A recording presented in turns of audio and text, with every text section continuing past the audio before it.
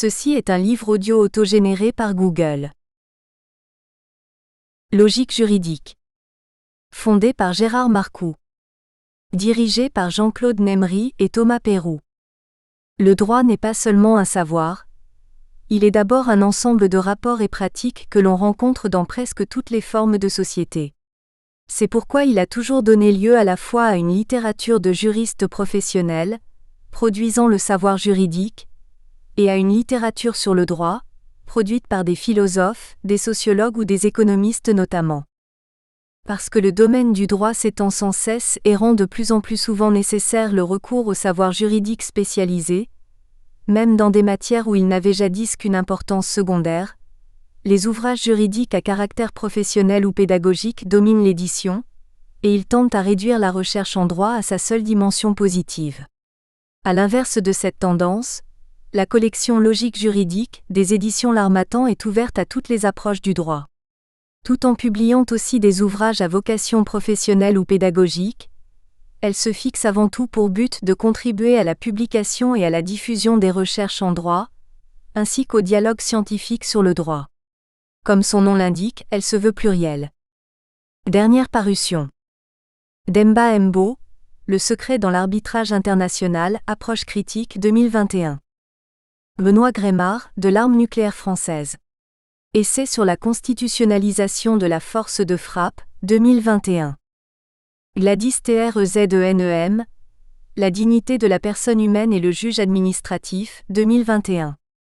Chrissy Papanikolaou, Le principe de l'État social, Étude sur les limites de l'activité législative en droit comparé français et hellénique, 2021. Yves-Gabriel Djeyakamdom, La responsabilité des ordonnateurs des crédits publics dans le système financier contemporain. Étude des droits camerounais et français, 2021. Sous la direction de Bernard Raymond Guimdo Dongmo. Le dialogue des juges. Une analyse des rapports fonctionnels entre les juges. Préface du professeur Babacar Kant. Professeur titulaire, agrégé des facultés de droit. À toutes celles et ceux qui sont au service effectif et sincère de la science du droit. Du même auteur. 1. Une obligation fondamentale en péril. L'interdiction de la torture, l'obligation, études offertes au professeur Paul Gérard POUGOUE, L'Harmattan, Paris, 2015, pp 297 à 313. 2. Responsabilité et réparation. Réflexion sur deux obligations indissociables dans la protection des droits fondamentaux. Acte du colloque de la Faculté des sciences juridiques et politiques de l'Université de Maroua organisé du 29 au 30 mars 2017, L'Harmattan, Paris 2018, 669 pp 93-107. 3. Constitution et démocratie dans les États francophones d'Afrique, acte du séminaire scientifique sur la Constitution, organisé par l'Association nigérienne de droit constitutionnel, ANDC, à Niamey, Niger, du 24 au 26 octobre 2018, L'Harmattan Sénégal, 2019, pp 159 à 194. 4. Le contentieux de l'élection présidentielle dans les États francophones d'Afrique, acte de la deuxième édition des Journées scientifiques de droit constitutionnel, Niamey, Niger, du 08 au 11 octobre 2019, L'Harmattan Sénégal, 2020, pp 265 à 289. 5. Les figures du juge administratif dans les États d'Afrique noire francophone, revue Ramres SJP, Revue africaine et malgache de recherche scientifique sciences juridiques et politiques, nos spéciales, janvier 2021, pp 217 à 251. 6. Les constitutions des États d'Afrique noire francophone à l'épreuve de la démocratie, Revue Ramres SJP, Revue africaine et malgache de recherche scientifique sciences juridiques et politiques, numéro spécial, janvier 2021, pp 1 à 37. 7. La constitutionnalisation des droits et libertés dans les États d'Afrique noire francophone, Afrilex, la revue électronique sur les droits et les institutions en Afrique, http afrilex.ubordo4.fr/Bernard-Raymond-Guimdo-dongmo.html.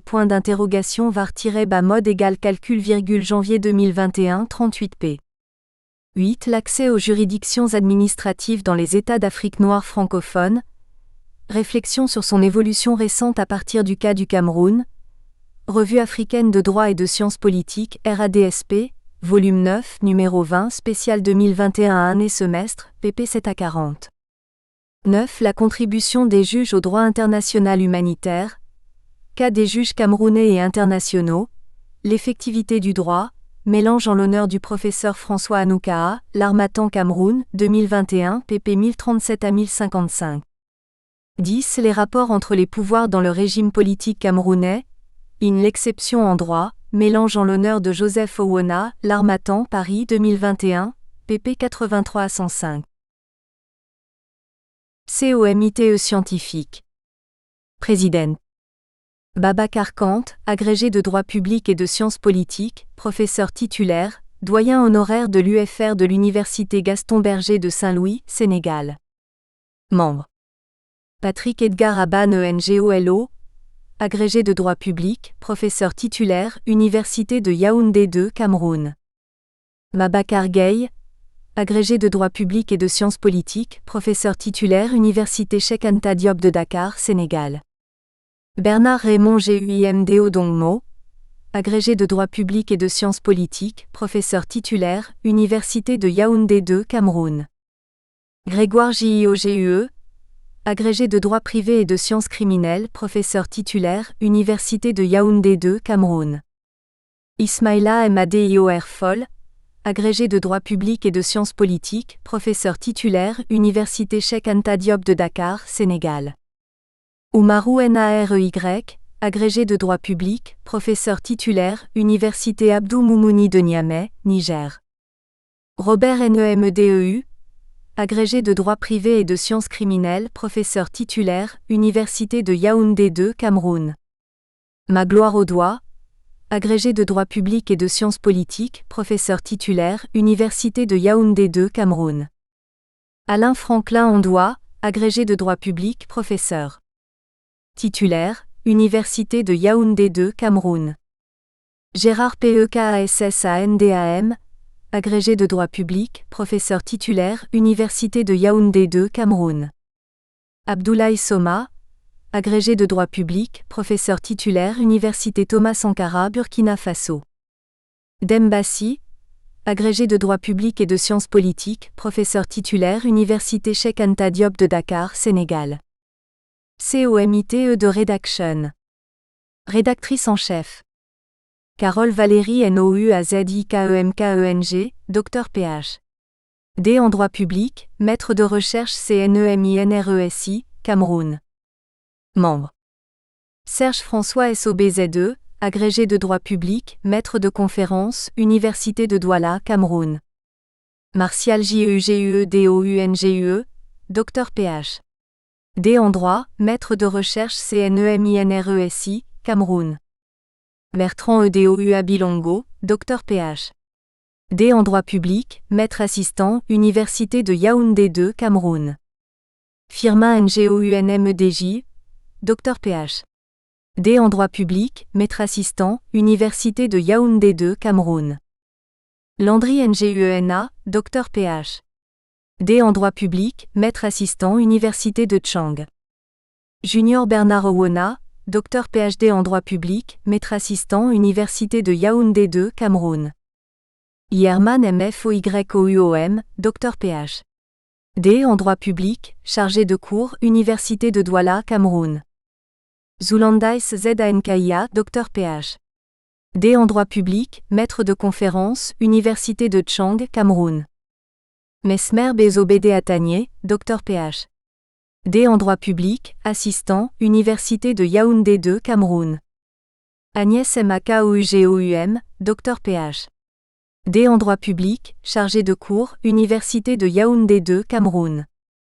Herman Nanan LKOGMO, Dr Ph. D en droit public, chargé de cours, Université de Douala, Cameroun. Samuel Obeaker, Dr Ph. D en droit public, chargé de cours, Université de Yaoundé 2, Cameroun. Armel Abibes Andi Okanga, Dr Ph. D en droit public, chargé de cours, Université de Yaoundé 2, Cameroun. Vincent Mon, Dr Ph. D en droit, commissaire de police, enseignante associée à Université catholique d'Afrique centrale UCAC, Cameroun. Roland Parfait NDOMAN Onana, Dr Ph. D. En droit public, magistrat, attaché au parquet général près la cour d'appel du centre chargé du contentieux administratif, Cameroun. Secrétariat scientifique. Carole Valérie NOUAZIKEMKENG, Dr Ph. D. En droit public, maître de recherche CNEMINRESI, Cameroun. Serge François SOBZE, agrégé de droit public, maître de conférence, Université de Douala, Cameroun.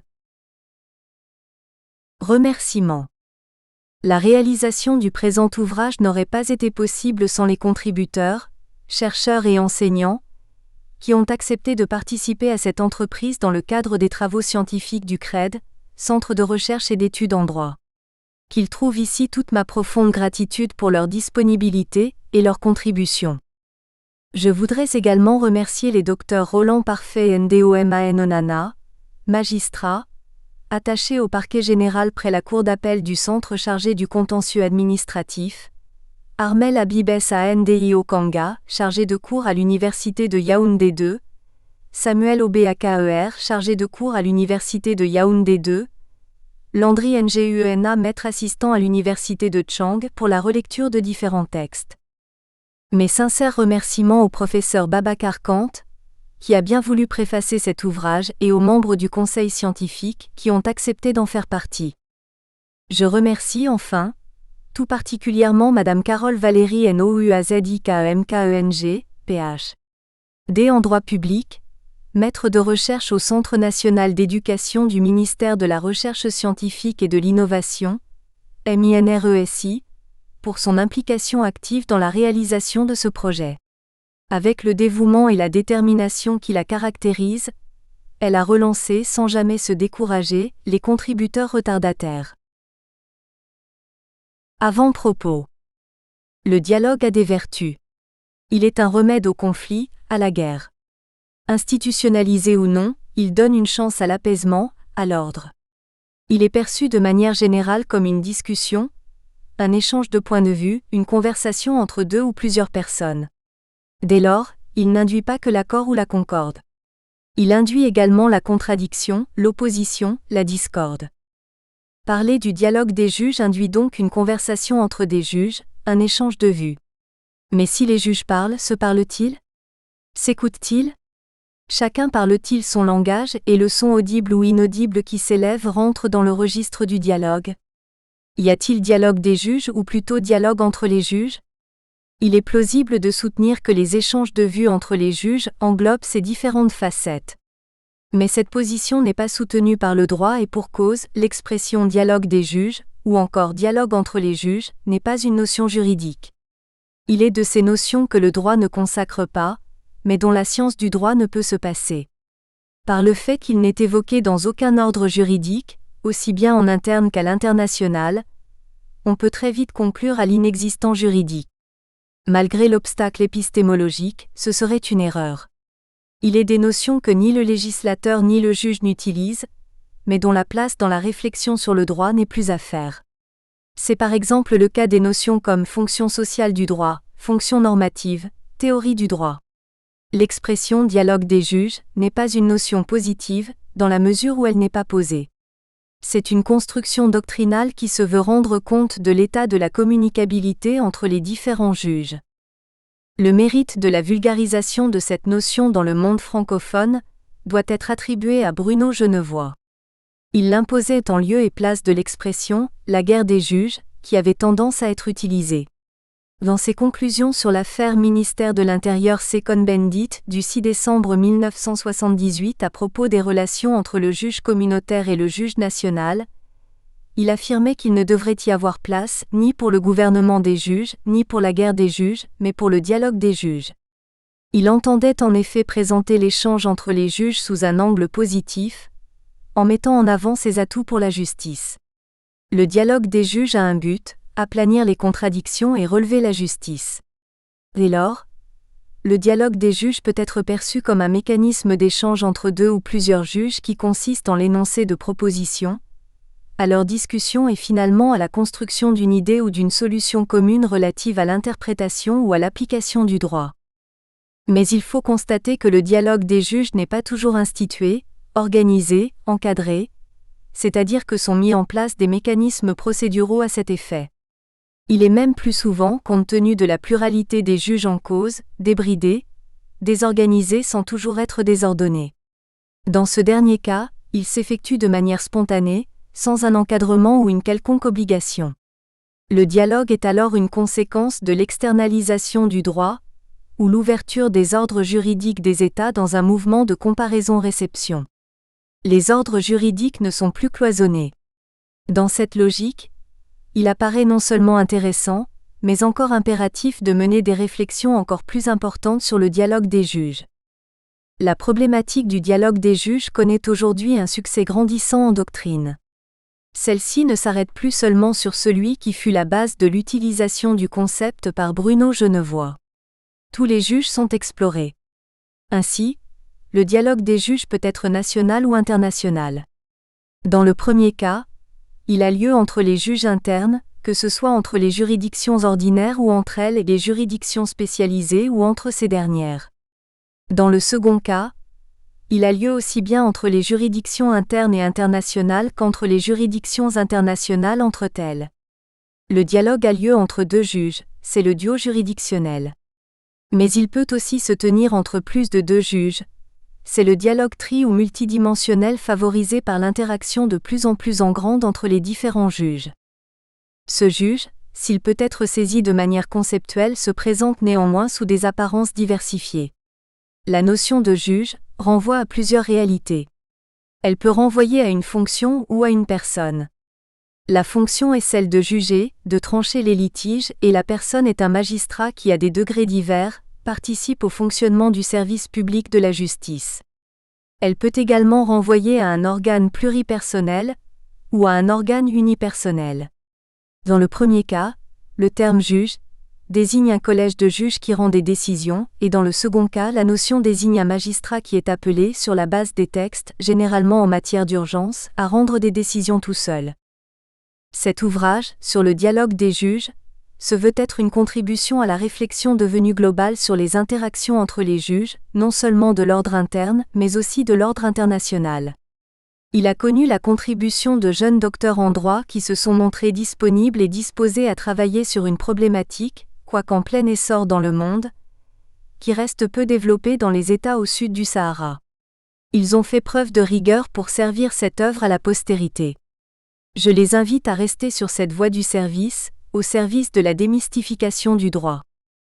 Démystifier la problématique du dialogue des juges, c'est assurément le but de cet ouvrage dont l'utilité et l'utilisation sont pour toutes celles et ceux qui sont au service effectif et sincère de la science du droit. En effet, l'universitaire y trouve une source doctrinale importante sur le thème du dialogue des juges, les praticiens des métiers du droit y trouvent les précisions concrètes sur l'effectuation et l'effectivité de ce dialogue et le lecteur lambda, potentiel justiciable, a un repère non négligeable dans les procédures parfois sinueuses de la justice. Le résultat a de quoi satisfaire. Professeur Bernard Raymond GUI MDO Dongmo. Agrégé de droit public et de sciences politiques. Professeur titulaire. PREF-ACE. Le Conseil pour le développement de la recherche en sciences sociales en Afrique, CODESRIA, en collaboration avec 3 autres organisations partenaires, avait initié en 2002 une recherche intitulée « Inventory of the Role of Regional Research Organization in Africa », dont il m'avait confié la coordination scientifique. Les 2 conclusions majeures de cette étude révélaient que, d'une part, la recherche dans les universités africaines était encore trop individuelle et pas assez collective, et que d'autre part elle était plus orientée vers la recherche appliquée que vers la recherche fondamentale. Le présent ouvrage, intitulé « Le dialogue des juges. Une analyse des rapports fonctionnels entre les juges », est dirigé par le professeur Bernard Raymond GUI MDO Dongmo, sonne comme une réaction au rapport de l'étude du CODESRIA et une mise en œuvre des recommandations qu'elle préconisait. C'est donc avec un immense plaisir, mais aussi et surtout une très grande fierté que j'ai accueilli l'invitation d'en être le préfacier. C'est en effet, pour moi, une occasion de rendre doublement hommage au professeur Gyimdo Dongmo et à son œuvre. Je le ferai d'abord, et tout naturellement, en qualité de chercheur. Le premier mérite du professeur Gyimdo Dongmo est d'avoir décidé et réussi la mise sur pied d'une équipe de travail afin de promouvoir la recherche collective. Il est vrai que son pays, le Cameroun, est déjà riche en équipes de recherche, dirigées par des professeurs talentueux et engagés au service de l'université, qui ont à leur actif plusieurs ouvrages collectifs dans les disciplines juridiques. Cela ne rend cependant pas son initiative moins digne d'éloge. Ayant suivi la carrière du professeur Gyimdo Dongmo, je suis particulièrement heureux de constater qu'il s'inscrit dans la lignée de ses illustres prédécesseurs, ce qui est tout à son honneur. Il faut souhaiter que son exemple soit suivi par beaucoup d'autres collègues. Il contribue en effet à perpétuer une tradition universitaire, certainement la plus noble, consistant à transmettre à nos cadets ce que nos aînés nous ont donné. Cet acte de générosité est même une exigence morale que tout enseignant promu devrait s'imposer. Le Conseil africain et malgache pour l'enseignement supérieur, CAM, inclut d'ailleurs, parmi ses critères d'évaluation des candidats à une inscription sur la liste d'aptitude aux fonctions de professeur titulaire, les activités d'encadrement et de direction de recherche des candidats. Cette exigence du CAM devrait être saluée et encouragée. Elle contribue à renforcer le socle de ce que nous avons de plus cher, notre communauté universitaire. Elle n'est malheureusement pas suffisamment prise en compte dans nos universités, pour l'évaluation interne des enseignants. On peut le regretter. La participation du professeur d'université au développement institutionnel de son établissement est une obligation juridique et un devoir moral, surtout dans le contexte où se trouvent nos universités. Il reste que la réforme LMD, qui a conduit à la création de nombreux masters et écoles doctorales, incite, du moins il faut l'espérer, les professeurs qui le souhaitent à s'engager plus dans les encadrements d'équipes de recherche et de travaux. Il faut s'en réjouir. Mais au-delà de l'initiative, l'œuvre mérite tout autant de retenir l'attention. Comme chaque fois qu'on découvre une idée géniale, on est tenté de se poser la question : pourquoi n'y a-t-on pas pensé plus tôt ? Comme le précise Gyimdo Dongmo lui-même dans son introduction, le dialogue des juges est un thème souvent évoqué, mais presque jamais traité par la doctrine sous un angle holistique. L'ouvrage aborde le sujet fort opportunément, selon une approche non seulement séduisante, mais aussi convaincante. L'analyse montre en effet, dans une double perspective verticale et horizontale du dialogue, d'une part sa nécessité et d'autre part ses difficultés. L'enjeu, en définitive, est une mise en cohérence du droit national en lui-même, mais aussi son harmonisation avec le système régional. Ce dialogue est, à n'en pas douter, un gage de l'effectivité de l'autorité de la chose jugée. Plusieurs exemples récents révèlent, malheureusement, des obstacles d'ordre politique et juridique qui se sont opposés à l'application des décisions des juridictions internationales régionales dans le cadre interne. Un dialogue vertical serait certainement de nature à faciliter cette nécessaire insertion de la jurisprudence internationale dans l'ordonnancement juridique national des États. L'absence de dialogue au plan horizontal a aussi provoqué des incohérences au niveau national dans des situations où des juridictions, dites souveraines, ont laissé apparaître des combats réels ou potentiels de frontières. Dans les deux cas, qu'il s'agisse des rapports entre le droit international et le droit interne ou des relations entre les juridictions suprêmes elles-mêmes ou avec les juridictions ordinaires, l'absence de dialogue ouvre la voie à une insécurité juridique, inacceptable en principe et pour les citoyens de nos États, qui sont de plus en plus en quête de justice et d'égalité. Je voudrais ensuite rendre hommage à cet ouvrage et à son auteur, en qualité d'ancien juge constitutionnel. J'ai en effet vécu les affres de l'absence de dialogue entre les juges. J'ai pu vérifier concrètement que, sur les mêmes sujets soulevés dans des environnements politiques présentant de nombreuses similitudes, dans des pays appartenant au même système d'organisation judiciaire, les juridictions constitutionnelles des États de l'Afrique de l'Ouest notamment, n'ont parfois pas éprouvé le besoin de s'inspirer de la jurisprudence des unes et des autres. Malgré ces facteurs d'identité, les cours et conseils constitutionnels décident sans tenir compte de la jurisprudence des autres. Il en a été ainsi lorsque le problème de la prorogation des mandats des députés s'est posé dans au moins 3 pays de la région. Ce dialogue, surtout dans sa dimension verticale, est pourtant indispensable. Il présente en effet au moins deux intérêts majeurs. D'une part, il a permis, sur le continent européen notamment, de faire du droit comparé une source du droit national. Il suffit de penser, entre autres exemples, à l'abandon de la théorie de l'écran législatif en France. C'est après avoir trouvé son inspiration dans le droit des pays membres de la Communauté européenne de l'époque, que le juge français a abandonné une théorie à laquelle il a été démontré qu'il était un des derniers à s'accrocher. D'autre part, on assiste au développement d'une tendance nouvelle en Afrique, consistant à contourner les juridictions nationales pour saisir les juridictions internationales régionales ou la Cour africaine des droits de l'homme et des peuples. Dans ce contexte, une communication entre juges nationaux et juges internationaux est absolument nécessaire en vue d'une harmonisation des jurisprudences. Il y va de la cohérence du système juridique africain. On peut donc s'étonner que ce dialogue ne soit pas promu par les juges comme un mode, même indirect, de production de la règle de droit. Les occasions existent pourtant. Un commissaire du gouvernement s'adressant au Conseil d'État français lui rappelait que sa jurisprudence lui appartient et à lui de la créer. Il n'est donc pas inconcevable que les juges s'approprient des méthodes et techniques de résolution des litiges, dont la source matérielle se trouverait dans la jurisprudence de juridictions similaires. C'est d'autant plus réalisable que de plus en plus d'associations regroupant des juridictions africaines sont créées à l'échelle régionale et continentale. C'est une occasion pour un rapprochement entre des juridictions à l'échelle nationale, mais aussi au niveau international. Cette communication n'est pas un gage de rectitude judiciaire. L'analyse comparative que facilitera ce rapprochement permettra cependant, non seulement un renforcement de la légitimité des juges qui en ont bien besoin en ce moment en Afrique, mais aussi la crédibilité de leurs décisions.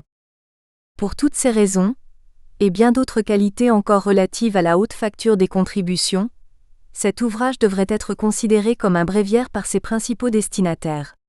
Il permet aux chercheurs et aux magistrats d'anticiper sur un problème qui risque de nous rattraper bientôt, à savoir l'obligation qui s'impose petit à petit aux juges aussi de rendre compte. La rapidité avec laquelle les nouveaux diffuseurs, que sont les réseaux sociaux, propagent les nouvelles et leur impact font que l'accès à l'information se démocratise, ce qui offre aux citoyens des éclairages sur ce qui se passe chez eux. Les annulations des résultats de l'élection présidentielle au Kenya en 2017 et au Malawi en 2020 ont de ce fait été citées par les observateurs comme des exemples à méditer par les juridictions constitutionnelles de l'espace francophone. La société civile, en scrutant le dialogue entre les juges, va certainement le susciter. Pour les juges, l'enjeu de ce dialogue est donc important. Le principe de l'indépendance de la justice et l'obligation de réserve qui s'impose aux juges ne suffiront pas à servir de digue à cette nouvelle exigence de reddition des comptes qui menace toutes les institutions publiques. On sent heureusement un mouvement timide qui s'amorce aujourd'hui dans le sens du développement d'une stratégie de communication interne et externe des institutions judiciaires. De nombreuses juridictions constitutionnelles ont créé des sites ou des pages web et des services chargés de la communication. Dans le cadre de leurs associations, à caractère universel ou régional, elles commencent à échanger des informations et le numérique aidant, l'accès aux décisions des autres juridictions se fait plus rapidement. On ne peut ne pas mentionner l'exemple de la Haute Cour constitutionnelle de Madagascar qui cite expressément, dans une décision du 25 mai 2018 sur une requête relative à une déchéance du président de la République, les jurisprudences béninoises et gabonaises. C'est aussi une forme de dialogue des juges dans un sens horizontal, mais à l'échelle internationale. Sans juger de la pertinence de la référence, on peut tout de même saluer cette initiative qui révèle une volonté du juge malgache de favoriser une harmonisation du droit africain. Cette contribution, on le voit, est une œuvre capitale digne d'un maître, tant dans sa conception que dans sa réalisation. Il est bien pensé et très équilibré aussi bien dans sa structure que dans ses développements, à l'image de son promoteur. Il ne reste qu'à féliciter son directeur et les contributeurs, et à lui souhaiter un bon accueil. Professeur Babacar Khan. Agrégé de droit public et de sciences politiques, professeur titulaire des universités, doyen honoraire de l'UFR des sciences juridiques et politiques de l'Université Gaston Berger de Saint-Louis, Sénégal, ancien vice-président du Conseil constitutionnel du Sénégal. Introduction générale. Par Bernard Raymond GUIMDO Dongmo. L'étude relative au dialogue des juges tire son origine de l'étonnement devant la floraison normative et juridictionnelle qui caractérise le système judiciaire, mais aussi de l'intérêt relativement faible que suscite l'expression dialogue des juges, que l'on rencontre pourtant inlassablement dans les discours juridiques, mais sur laquelle la doctrine s'intéresse rarement.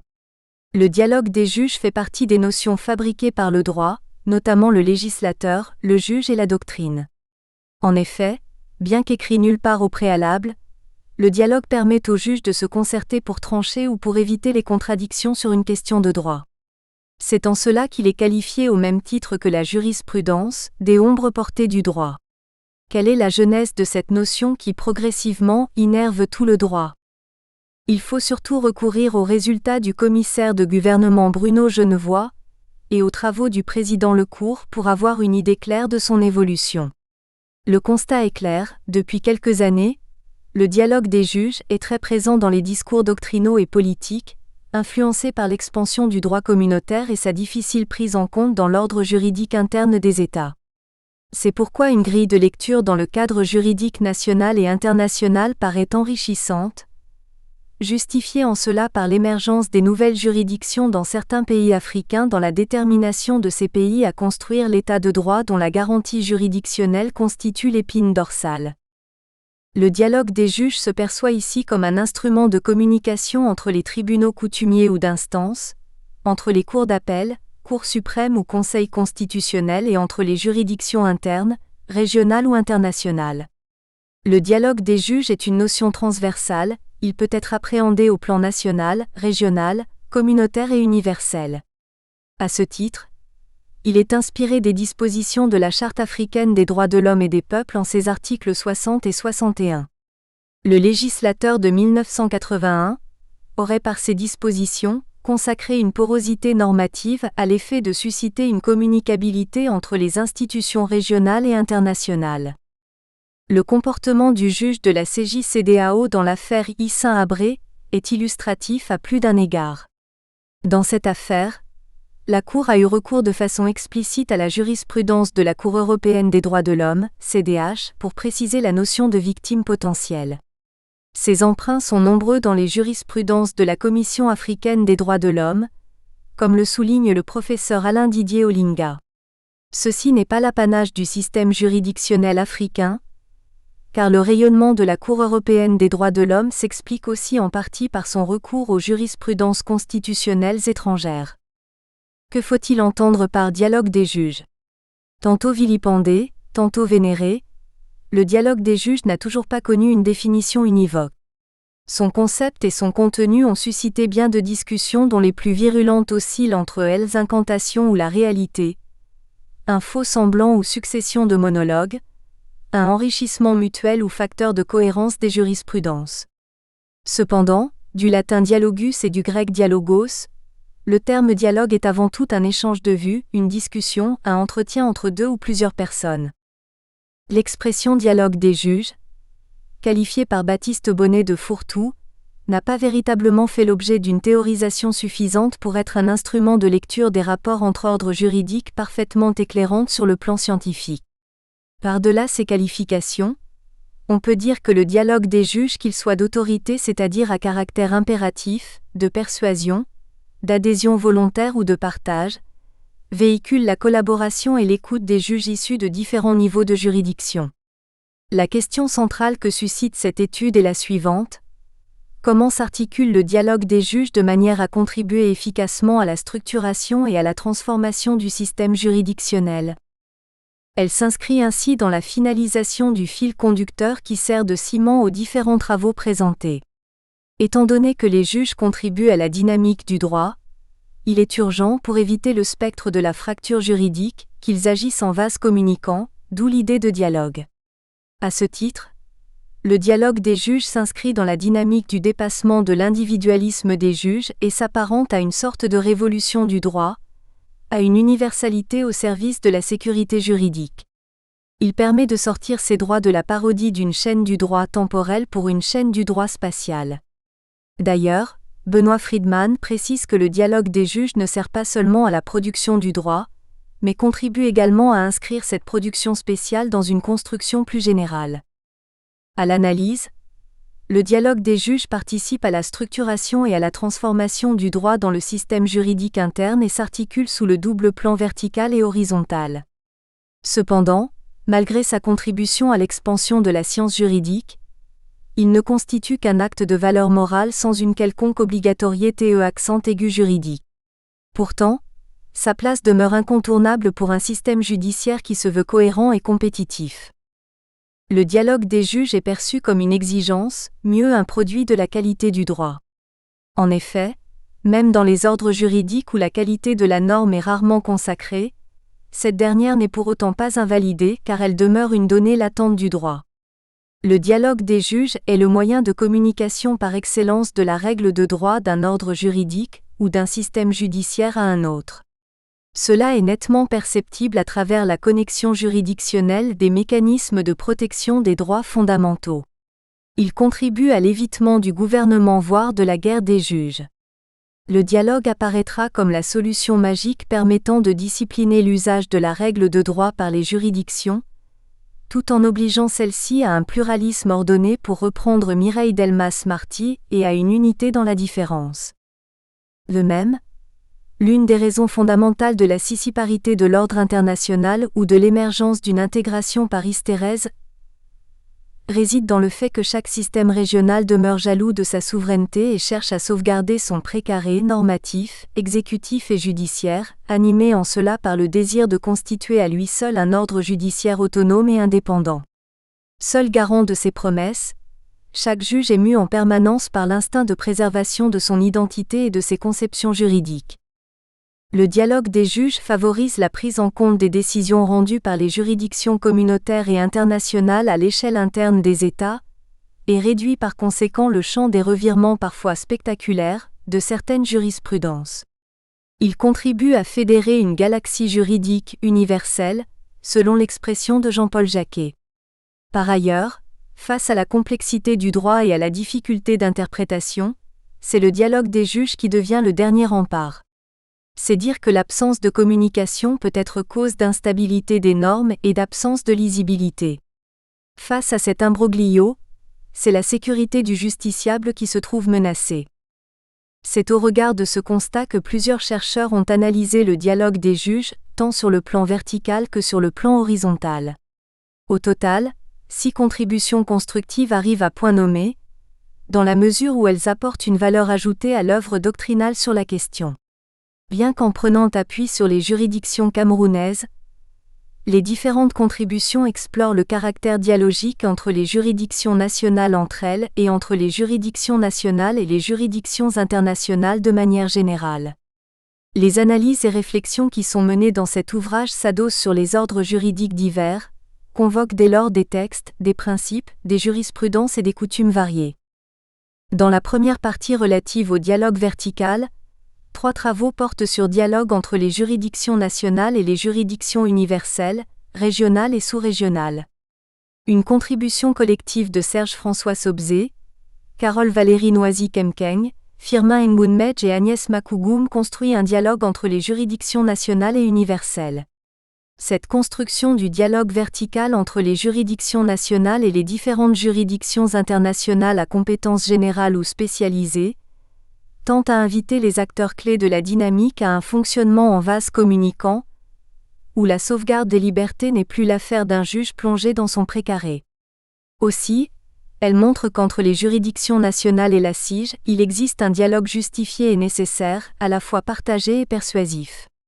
Bien plus, lutter contre l'impunité et éviter le cumul des poursuites justifie et légitime le dialogue entre les juridictions internes et les juridictions pénales internationales.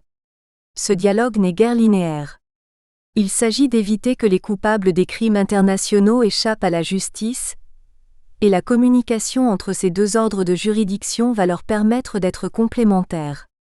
Cette contribution a le mérite de montrer que tous ces nouveaux acteurs font du dialogue des juges un puissant vecteur de transformation horizontale du droit international, un instrument de partage et de persuasion pour un ordre juridique international de moins en moins fragmenté. Au plan sous-régional, Zulandais Zankia analyse le renvoi préjudiciel comme un mécanisme interjuridictionnel permettant la construction d'un dialogue entre les juridictions nationales et communautaires, malgré l'absence de formalisme processuel. Ce dialogue permet une meilleure systématisation de l'application du droit communautaire par les États membres et vise essentiellement l'interprétation de la norme communautaire et le contrôle de la légalité des actes juridiques communautaires. Au niveau régional, contrairement au contexte européen où la question du dialogue des juges est assez développée, l'Afrique a besoin de décisions judiciaires historiques qui prennent en considération les contextes africains pouvant être utilisés par les juges du continent. Ce qui a conduit Carole Valérie Noisy-Kemkeng, Martial Jegdung et Firmin Ngbounmedj à encourager les juridictions internes africaines à se lancer dans un dialogue judiciaire en se référant expressément aux décisions de la Commission africaine et aux arrêts de la Cour africaine des droits de l'homme. Pour ces auteurs, la cohérence et l'harmonie du droit international des droits de l'homme sont des exigences qui peuvent également fonder l'ouverture d'un dialogue judiciaire entre les juridictions internes africaines et la jurisprudence africaine. La délégation de souveraineté pour dire le droit accordé à ces juridictions régionales oblige l'État à renforcer son propre système judiciaire. Ce dialogue permet ainsi d'instaurer une coopération et une coordination entre celles-ci, notamment par le partage de la jurisprudence, des informations et des pratiques afin de renforcer la protection et la promotion des droits de l'homme en Afrique. Dans cette perspective, on peut se réjouir du système de coopération judiciaire qui a été institué au sein de l'UA comme une condition sine qua non d'une promotion et d'une protection coordonnée et renforcée des droits de l'homme et des peuples sur le continent. Dans la seconde partie, le dialogue est horizontal, lorsqu'il y a échange d'arguments, d'interprétations, de concepts et de solutions juridiques entre les juges nationaux ou entre les juridictions de même ordre au plan national, sous-régional ou régional. 3 autres contributions montrent que le dialogue des juges a investi de plus en plus le champ national et est devenu un facteur indispensable pour la cohérence de tout système juridique. Il est opérationnel entre les juges nationaux, plus précisément entre les juridictions d'instance et au sein les juridictions spécialisées, et aussi entre les juges communautaires au niveau sous-régional. Agnès Makougoum et Mesmer Bobdatanieh s'attellent à démontrer que le système camerounais présente un vaste ensemble de mécanismes d'échange et de communication entre les juridictions d'instance de même ordre, mais aussi des ordres distincts. Ainsi, dans l'ordre judiciaire, les mécanismes de dialogue entre le tribunal de grande instance et le tribunal de première instance sont perceptibles dans le débat contradictoire. L'ordre administratif ne comportant qu'un seul niveau de juridiction d'instance incarné par les tribunaux administratifs, il existe un dialogue institué entre ces tribunaux et ceux de l'ordre judiciaire malgré quelques altérations. Toujours au plan national, Herman et Mefoyouem analysent le développement du dialogue au sein des juridictions spécialisées en précisant qu'il s'agit, non seulement de la marque expressive d'une communicabilité et d'une transversalité de la fonction de juger, mais également de la manifestation du partage des valeurs communes, avec emprise sur le décloisonnement juridictionnel. Bien que guidé par la liberté du fait de la spécialité et de la compétence des juridictions spécialisées, le recours à d'autres jurisprudences, qu'ils soient explicites ou implicites, est dicté par le souci de rendre une justice de qualité et la formulation d'un fondement moral de la décision rendue. En outre, pour les chercheurs Bertrand-Edouard Bilongo, Herman Nanan Lekogmo, Junior Owona et Vincent Mouan, le dialogue se pose comme un impératif entre les différentes institutions revêtant le titre de cour au palier national, sous-régional, les cours économiques régionales ou entre les cours régionales. Au niveau national, ces auteurs s'attellent à examiner un dialogue qui se présente sous une forme binaire combinant à la fois passivité et activité, afin de fluidifier les rapports entre les différents ordres sur les questions qui les lient. À l'échelle sous-régionale, il montre que le dialogue est basé sur le rapprochement jurisprudentiel et normatif de plus en plus poussé entre les différents États qui le concrétisent par la création des cours communautaires. Même si le dialogue entre ces juridictions n'est pas formellement institué, il existe matériellement, car il se perçoit surtout au travers les influences jurisprudentielles entre elles au niveau africain, européen ou interaméricain. Bibliographie indicative. Akam, André. Le juge entre la loi et sa conscience, cahier juridique et politique. Revue de la Faculté des sciences juridiques et politiques de l'Université de Ngaoundéré, numéro 3, 2010, pp 9 à 33. Allard, Julie et Garapon, Antoine. Les juges dans la mondialisation, la nouvelle révolution du droit à Paris, Le Seuil 2005 96 p.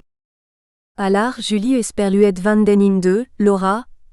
Le dialogue des jurisprudences comme source du droit, argument entre idéalisation et scepticisme. Les sources du droit revisitées en Thémis, volume 3, pp 285 à 315. Athias, Christian, sur les revirements de jurisprudence, RTD CIV 2005. Bach, Daniel C. et HVEM, H. Régionalisme, Régionalisation and Globalisation. Congrès de l'ECPR et de l'International Studies Association, Vienne, 16 au 20 septembre 1998, Multigre. Blouin, Cécile. Le dialogue judiciaire entre la CEDH et la CIDH à la lumière de l'affaire Masny C. Roumanie. Soumis le 8-3-2009 par ADDMLN dans MBDE. Interaction droit international et européen. Bonnet, Baptiste. Le paradoxe apparent d'une question prioritaire de constitutionnalité, instrument de l'avènement des rapports de système. Revue du droit public et de la science politique en France et à l'étranger, 1er septembre 2013, numéro 5, pp 1229 à 1257. VURGOGUELARSEN. Laurence. Le fait régional dans la juridictionnalisation du droit international. Colloque de Lille sur la juridictionnalisation du droit international, SFDI 2003, pp 203 à 264. Condorelli, Luigi. Jurisdictio et désordre judiciaire en droit international. Quelques remarques au sujet de l'arrêt du 2 octobre 1995 de la Chambre d'appel du Tribunal pénal international pour l'ex-Yougoslavie dans l'affaire Tadic, in René Jean Dupuis dire. Mélange en l'honneur de Nicolas Valtikos, Droit et Justice, 1999, pp 281 à 286. Chevalier, Jacques, L'État de droit à Paris, 4e édition Montchrétien 2003 158 p. Colson. Renaud, Genèse du concept de revirement de jurisprudence RRJ. Droit prospectif, PU Aix-Marseille 2000, pp 991 1008. Degout. Régis, Le dialogue des juges, in dialogue entre juges, séminaire organisé par la Cour européenne des droits de l'homme, Strasbourg 2005, édition, du Conseil de l'Europe. Colloque du cinquantenaire du Conseil constitutionnel tenu à Paris le 3 novembre 2008. DEBRE Jean-Louis, Le dialogue des juges. Les annonces de la Seine, 27 mars 2014, numéro 15, pp 2 à 3. De BECHILLON Denis. L'ordre juridique est-il complexe? In Denis de BECHILLON dire, les défis de la complexité. Vers un nouveau paradigme de la connaissance, l'Harmattan, 1994, pp 33-60. DELMASMARTY, Mireille. La méthodologie en droit comparé. Propos liminaires à la première partie de la table ronde consacrée à cette thématique, in Jean Dubois de Gaudusson dire. Le devenir du droit comparé en France, journée d'études à l'Institut de France, 23 juin 2004, Presse universitaire d'Aix-Marseille, PUAM 2005, pp 21-23. Denis, Simon. Des influences réciproques entre la CJCE et CEDH, je t'aime moi non plus? Pouvoir 2001/1, numéro 96, pp 31-49. DJOUMESSI Kenfac, Sophie Baker. L'application de la Charte africaine des droits de l'homme et des peuples par les juridictions des communautés économiques régionales. In Alain Didier Olinga, dire. La protection internationale des droits de l'homme en Afrique. Dynamique, enjeux et perspectives 30 ans après l'adoption de la Charte africaine des droits de l'homme et des peuples, édition Clé, Yaoundé, 2012, pp 251-279. Dworkin, Ronald, Prendre les droits au sérieux, Paris PUF 515 p. Floss, Jean-François dire. L'influence de la Convention européenne des droits de l'homme sur les États tiers en Thémis, Droit et Justice 2002 162 p. Frison-Roche, Marianne. Le juge et le sentiment de justice, in le juge et le droit de l'économie. Mélange Pierre Bézard, Petites affiches, Montchrétien 2002, pp 41-53. Frison-Roche, Marianne. Le droit d'accès à la justice et au droit, in Rémi Cabriac, Marianne Frison-Roche et Thierry Reveté dire. Liberté et droits fondamentaux, 18e accent aigu D. Dalloz, 2012 Paris, pp 535 am 555. Friedman, Benoît. Le dialogue des juges et la perspective idéale d'une justice universelle. Le dialogue des juges, cahier de l'Institut d'études sur la justice, Bruxelles, Bruylant 2007, www.philodroit.be. Garapon, Antoine. La question du juge, pouvoir numéro 74 1995, pp 13 à 27. GUIMDO Dongmo, Bernard Raymond. La protection juridictionnelle de la liberté de religion au Cameroun. Revue Droit et Culture numéro 42 2001 pp 39 à 56. GUIMDO Dongmo, Bernard Raymond. Le juge administratif camerounais et l'urgence. Recherche sur la place de l'urgence dans le contentieux administratif camerounais. Thèse de doctorat en droit public. Université de Yaoundé 2, 2003 à 2004, 610 p. GUIMDO Dongmo, Bernard Raymond. Pratique du contentieux international des droits de l'homme et procédures d'urgence, in Jean Didier Boukongu, SS Ladir, Protection des droits de l'homme en Afrique, PUCAC 2007, pp 185 à 196. GUIMDO Dongmo, Bernard Raymond. Le droit d'accès à la justice administrative au Cameroun. Contribution à l'étude d'un droit fondamental, in Revue africaine de sciences juridiques, FSJPUI 2. Volume 4, numéro 1, 2007, pp 169 à 216 et Revue de la recherche juridique, droit prospectif 2008 à 1, pp 453 à 498. GUIMDO Dongmo, Bernard Raymond. La protection des droits de l'homme en matière administrative en général et à travers les procédures d'urgence, le sursis à exécution et le référé en particulier. In Alexis Dipanda Mouel et Maurice Camteau sous la coordination. Justice, procédure juridictionnelle et protection des droits de l'homme en Afrique, presse de l'UCAC, 2012, pp 127 à 151. GUIMDO Dongmo, Bernard Raymond. La constitutionnalisation des droits et libertés dans les États d'Afrique noire francophone, Afrilex, la revue électronique sur les droits et les institutions en Afrique, http afrilex.u-bordeaux4.fr/Bernard-Raymond-Guimdo-Dongmo.html. Var mode = calcul, janvier 2021 38 p. GUIMDO Dongmo, Bernard Raymond. Les figures du juge administratif dans les États d'Afrique noire francophone, Revue Ramres SJ. P. Revue africaine et malgache de recherche scientifique sciences juridiques et politiques, numéro spécial, janvier 2021, pp 217 à 251. GUIMDO Dongmo, Bernard Raymond. L'accès aux juridictions administratives dans les États d'Afrique noire francophone. Réflexion sur son évolution récente à partir du cas du Cameroun. Revue africaine de droit et de sciences politiques, RADSP, volume 9, numéro 20, spécial 2021 1R semestre, pp 7. GUIMDO Dongmo, Bernard Raymond. La contribution des juges au droit international humanitaire. Cas des juges camerounais et internationaux, l'effectivité du droit, mélange en l'honneur du professeur François Anouka à l'Harmattan Cameroun, 2021, pp 1037 à 1055. HOURQEBIE, Fabrice. La réception des décisions étrangères, in internalisation du droit, internalisation de la justice. 23e colloque de la JOUCAF, 21 au 23 juin 2010, pp 93 am 103. Jacques, Jean-Paul, Droit constitutionnel national, droit communautaire, CEDH, Charte des Nations Unies. L'instabilité des rapports de système entre ordres juridiques, RFDC 2007, numéro 69, pp 3 à 37. JEUGUEDOUNGUE, Martial. La garantie des droits fondamentaux au Cameroun, Harmattan, Paris, Col. Études africaines, 2017, 202 p. Gestaz, Philippe. La jurisprudence, ombre portée du contentieux Dalloz-Siret, 1989, chronique 23, pp 149 à 153. Latour, Bruno, La fabrique du droit, une ethnographie du Conseil d'État, Paris, édition.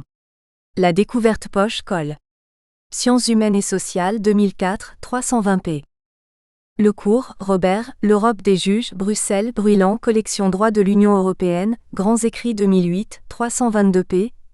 Réédition de l'ouvrage publié en 1976. MUTOY, Moubiala. la Cour africaine des droits de l'homme et des peuples, mimétisme institutionnel ou avancée judiciaire? RGDIP T. 102 1998 tiers, pp 765 à 780. Olinga, Alain Didier. Les emprunts normatifs de la Commission africaine des droits de l'homme et des peuples au système européen et interaméricain de garantie des droits de l'homme, Rev. Trim. Dr H. 62 2005e, pp 500 à 537. Rimbaud, Philippe. Recherche sur la sécurité juridique en droit administratif français, Paris, LGDJ 2009 693 p. Première partie, le dialogue vertical. Chapitre 1, le dialogue entre les juridictions nationales et universelles, par Serge François SOBZ2, Carole Valérie NOUAZIKMKNG, Firmin NGOUNMDJ Esperluette Agnès MAKOUGOUM. Résumé. Le dialogue des juges n'est plus l'apanage des juges nationaux et communautaires, en référence aux prédictions du professeur Bruno Genevois. Il innerve l'ordre juridique international et rend compte de la circularité du droit, des décisions de justice entre les juridictions nationales et internationales, et surtout de l'émergence d'un rapport de système entre ordres juridiques. En effet, un regard vertical et même horizontal sur la société mondialisée contemporaine caractérisée par la prolifération des juridictions internationales, permet de constater ce revirement des interactions entre le droit national et le droit international. Aucune institution n'est désormais épargnée avec l'entrée en scène des instances quasi-juridictionnelles à compétence universelle comme le Comité des droits de l'homme des Nations Unies, celles des juridictions universelles à compétence générale comme la Cour internationale de justice ou à compétences spécialisées telles que le TIDM, l'ordre, les TPI ad hoc et la CPI. Ces nouveaux acteurs font du dialogue des juges un puissant vecteur de transformation horizontale du droit international, un instrument de partage et de persuasion pour un ordre juridique international de moins en moins fragmenté. Abstract. The Judges Dialogue is no longer the preserve of national and community judges, in reference to the prediction of Professor Bruno Genevois. It contains the international legal order and report on the circular of law, court decision between national and international jurisdiction, and especially the emergence of a system relationship between legal orders. Indeed, a vertical and even horizontal look at the contemporary globalized society created by the proliferation of international jurisdiction makes it possible to note this withdrawal from the interaction between national law and international law. No institution is henceforth paired with the advent of quasi-jurisdictional bodies with universal jurisdiction such as the United Nations Human Rights Committee that of universal jurisdiction with general jurisdiction such as the International Court of Justice, or with specialized jurisdiction such as ITLOS, the DSB, ad hoc TPIS and the ICC. Nous espérons que vous avez apprécié cet aperçu. Pour continuer à écouter ce livre audio sur Google Play Livres, utilisez le lien dans la description de la vidéo.